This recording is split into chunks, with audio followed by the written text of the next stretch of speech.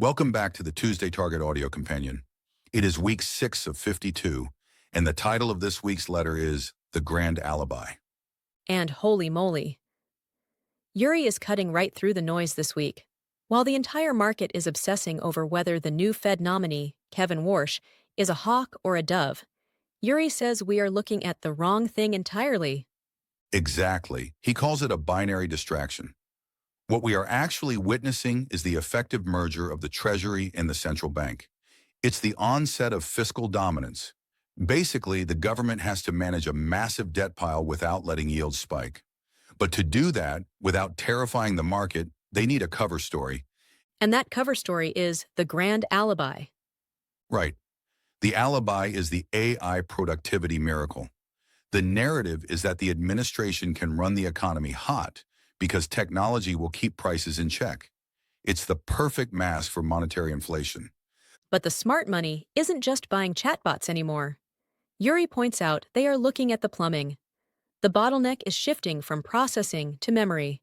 We are looking at a structural hardware supercycle in memory chips driven by AI agents, digital workers that need massive retention, not just processing speed. And this is not only a tech story, it's also geopolitical.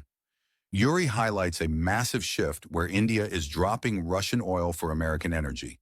It forces the global south into the U.S. orbit and secures a buyer for American exports.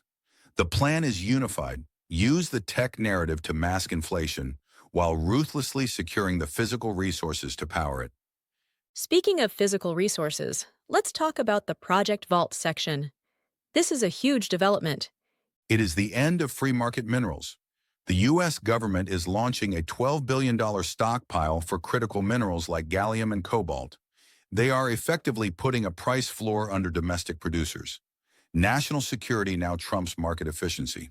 Which connects directly to the trade idea for the week. But before we get there, we have to touch on the hidden subprime risk. This is the scary part. While everyone chases semiconductors, hedge funds are liquidating legacy software stocks to fund those bets.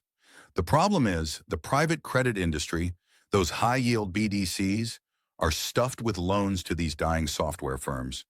It is a solvency crisis building in the shadows. And quickly, on Elon Musk, He's building his own economy. By merging SpaceX and XAI, he creates a closed loop. Starlink revenue pays for AI cash burn, and orbital data centers solve the power shortage.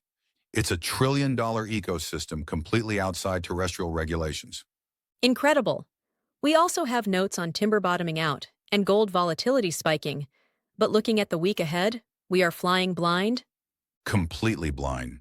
The government shutdown means no jobs report on Friday. The dashboard is dark. Yuri's advice?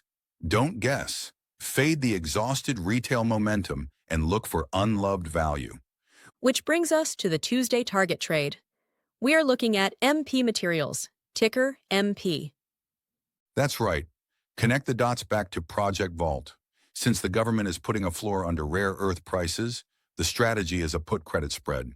We are selling volatility and betting the price holds up, effectively front-running the government's checkbook. A defensive way to play the national security theme. I like it.